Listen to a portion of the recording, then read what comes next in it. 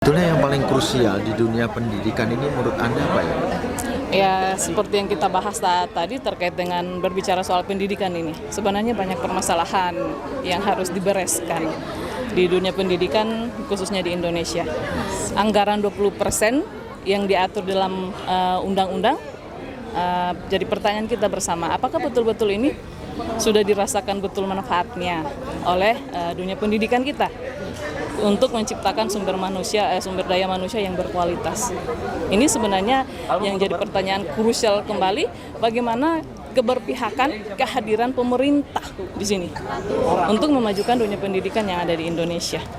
Banyak permasalahan yang harus kita bereskan untuk dunia pendidikan kita, bukan hanya kurikulum, bukan penyebaran banyak hal, penyebaran guru, ketersediaan anggaran dan lain sebagainya. Banyak yang menjadi permasalahan yang harus kita benahi di dunia pendidikan. Sebetulnya yang terlebih penting di dunia pendidikan itu lebih pada anggaran biayanya yang tidak tepat sasaran, atau kita tidak bisa membangun pendidikan yang berkelanjutan menurut Anda?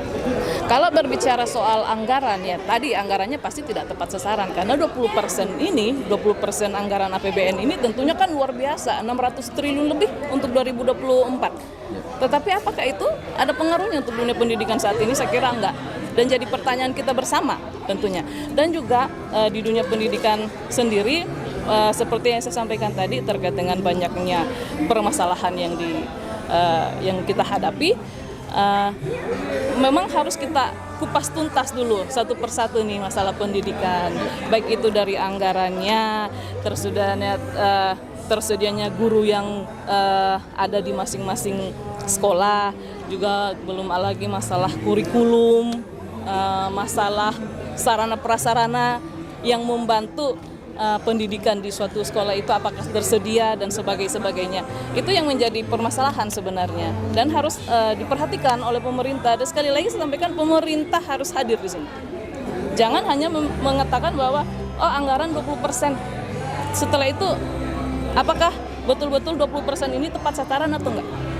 Kan banyak tadi sudah dilihat slide-nya. Anggaran 20% artinya 600 triliun lebih, tetapi yang dikelola Kementerian Pendidikan hanya 15%. Yang lainnya tersebar di beberapa kementerian lembaga. Nah, ini juga yang menjadi permasalahannya, apakah yang dititipkan atau yang terbagi di kementerian lembaga ini, apakah betul-betul itu untuk biaya pendidikan, untuk mengelola pendidikan atau bagaimana? Itu seperti itu. Terakhir Mbak, apakah kurikulum di Indonesia ini menurut Anda berkelanjutan atau selalu berganti setiap periode? Menurut Anda gimana nih? Terakhir nih Kak. Pertanyaan menarik nih, sempat kami diskusikan tadi. Ya. Kan seperti yang kita ketahui, jangan sampai ganti menterinya nanti kurikulum diganti lagi. Kasihan loh para guru dan anak-anak kita, para pelajar ini. Seharapan kita semoga dengan bergantinya pemimpin yang baru, kurikulumnya mungkin berjalan dengan baik. Jangan ganti lagi, karena kurikulum Merdeka Belajar ini kan baru diterapkan nih. Jadi jangan lagi dirubah lah, kasihan para guru dan pelajar akan beradaptasi lagi dengan kurikulum yang baru. Ya. Nah, terakhir Mbak, harapan Mbak nih buat periode mendatang nih, gimana nih buat pemerintahan yang baru nih? Harapan saya buat pemerintah yang baru ke depan tentunya agar lebih memperhatikan pendidikan. Karena memang sektor pendidikan ini merupakan fondasi dasar untuk kita menciptakan sumber daya manusia yang unggul, yang berkualitas dan berdaya saing.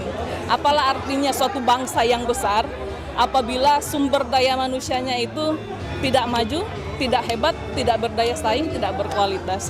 Karena pembangunan suatu bangsa tentunya didukung dengan sumber daya manusia yang lebih baik. Dan harapan saya sekali lagi supaya pemimpin-pemimpin ke depan ini lebih memperhatikan dunia pendidikan, mulai dari pusat sampai ke daerah.